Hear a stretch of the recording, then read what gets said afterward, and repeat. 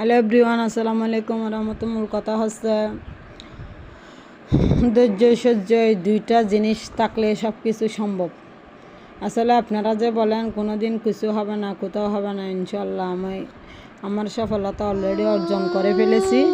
ধৈর্য সহ্য এই দুইটা জিনিস আছে বলে আমি ধৈর্য আরও অনেক ধরতে পারবো। তো এই ধৈর্য সহ্য আছে বলে আজকে আমি এতটুকুতে। তো আপনারা অবশ্যই আমাকে সাপোর্ট করবেন।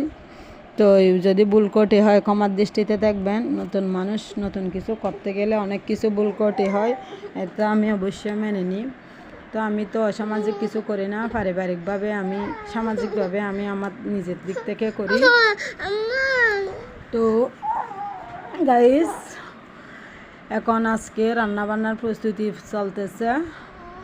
তো সবাই দোয়া করবেন, আর যারা আমার পেজে লাইক কমেন্ট শেয়ার করবেন, আমিও তাদের পেজে গিয়ে লাইক কমেন্ট শেয়ার করব।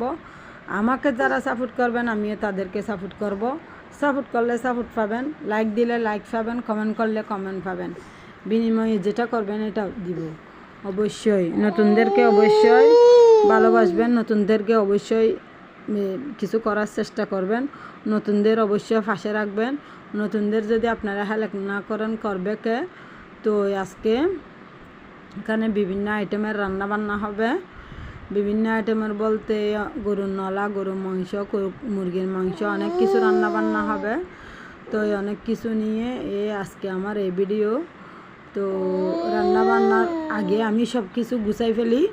রান্নাবান্না শুরুর আগে মানে সব কিছু রেডি করে ফেলি। রেডি না হলে এটা অগুছালো হয়ে যায়। সব কিছু গুছানোর পরে তারপরেই করি। তার বিশেষ কথা হচ্ছে আমার আদিবা বিনতে একটা ইউটিউব চ্যানেল আছে, এটা সবাই সাবস্ক্রাইব করবেন। আমার ভিডিওতে এখন একটা ভিডিওতে 1 মিলিয়ন ফলোয়ার হয়েছিল, ভিউ হয়েছিল। আমার ভিডিওটা দুর্ভাগ্যক্রমে কেটে গেছে, আমি স্ক্রিন করেও রাখি নাই। তো অবশ্যই আপনারা লাইক কমেন্ট শেয়ার করলে আমার এরকম আরও কত হবে, কত ভিডিও 1 মিলিয়ন হবে। তো এটার জন্য আমি দুঃখিত না।